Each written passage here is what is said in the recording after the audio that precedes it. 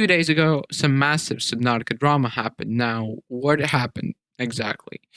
Basically, Subnautica 2, which is a sequel to Subnautica, all right, well, Subnautica 2, is being developed by Unknown Worlds. Now, Unknown Worlds is a gaming development company, and this company was, a little while ago bought by this other company called Crafton Studios. Now, Crafton is a company that owns PUBG. That's a game that has a lot of how do you put this, loot boxes and other things, microtransactions, and very nasty stuff. Now, Crafton kind of owns Unknown Worlds, but online at least they say that, oh well, Unknown Worlds, they can do their own thing. We just kind of own them, right? Whatever that means. So basically, Crafton, 2 days ago, fired the CEO and two co-founders of Unknown Worlds. Now, this sparked some controversy because Subnautica 2 is a very anticipated game. I also anticipate it, and kind of firing people like that out of the blue, especially OGs like the CEO and basically, well, as the name implies, co-founders. This means that there's going to be some changes to the game. Now, online, the response from the people has been, "Oh no, what is going to happen to the game?" And then the company, the company Unknown Worlds released a statement basically that said, it's okay. We're, y'all gonna be fine. There's, this is still a single player game with co-op elements. If you want multiplayer, you can turn it on. But there's not gonna be any loot boxes, no, microtransactions. It's gonna be fine. You don't have to worry. Now, the people they replaced, the original people with the OGs, is basically, I think they replaced him with one guy, and that guy basically worked on some game. I think the game was fuck, what was it called? It was called the Callisto Protocol. And now, from what I know, the Callisto Protocol was a game that was first of all, it's not a good game.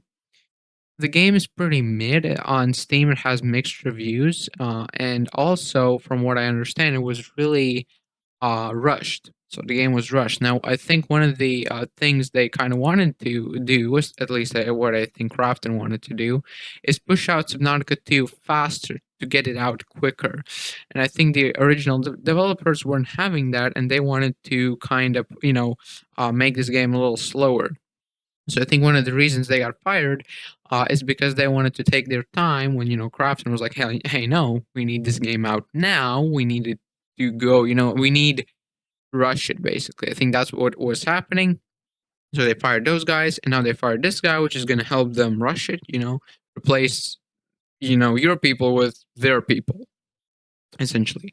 Now, I don't know how this is going to affect Subnautica 2. I don't think it's going to affect Subnautica 2 in any way that basically, from what you can see online, from what the company says, is that they will still listen to consumer feedback.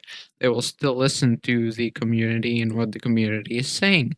Now, I think, in like, any company can produce a game, and if that company actually listens to the people, then that game can't really, like, how do I put this, be as disastrous as it otherwise would. Because if you look at many games, like for example, Cyberpunk, 2077, they released it. Everyone hated the game. Then the company listened to the people. They changed it, and now it's one of the best games, out there you can play. So I think if they do listen to the people and they do have an original idea, I think Subnautica 2 will be essentially a good game. And my problem with this is that I really did not like Subnautica Below Zero, mainly because the game it was just bad. Okay, I think Subnautica Below Zero was like Subnautica, only 20% more annoying and 30% more boring. Now, what they're doing with Subnautica 2 is this: they're making it on another planet, a completely different planet, ocean planet too, and they're kind of, from at least from what I saw, they're kind of reimagining, what the game kind of has, right? The tools and stuff like that. So I mean, I hope it's gonna be good.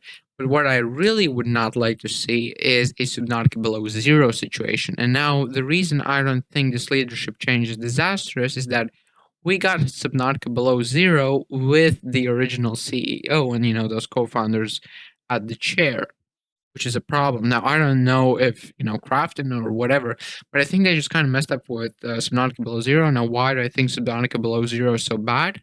I'll quickly kind of explain that. First of all, um, just bad, not fun to play. You might be like, okay, what's not fun to play? First of all, in Subnautica, I really liked the vehicles. The vehicles in Subnautica were really good. They were interesting. In Subnautica Below Zero, the first vehicle you can get is just, it's so boring. It's so bad. And you know why it's bad? Because in Subnautica, you get a Seamoth, which is basically a Ferrari. Subnautica Below Zero, you get, I don't know what that thing is called, I forgot, which is basically a FedEx truck. It's basically a sprinter van. What would you rather zoom around in an ocean world? A Ferrari or a sprinter, a Mercedes Sprinter? Which one would you rather take? Hmm? Right, exactly. You would rather have the Ferrari. That's one of the problems. I think another problem, which I totally hated, was this stupid PDA voice and all of this DEI nonsense. Which is, it's a hot take to say that, but I think obviously they were all up in that DEI stuff. Now, but I just think that Subnautica 2, uh, I don't know, right? I mean, we get new games all the time, right? And a lot of games, they like for example, take Cyberpunk. Like we had Cyberpunk, and that was like going to be the best game ever. It was going to be superb game release, or like any like a lot of modern games like they release and they just fail flat out. Why? Because well, that's a whole nother story actually. The future is indie. I already made a video about that, why indie games are the future. But essentially, I don't think this leadership change is too big of a deal. I think it's a big of a deal to talk about, to think about, but I don't think it's going to be. We'll see. I think that's my current consensus. I really want to see what will happen. Obviously, if they go ahead with this early access thing and people actually making a change, then it's going to be fine. Like it's, no problem with that.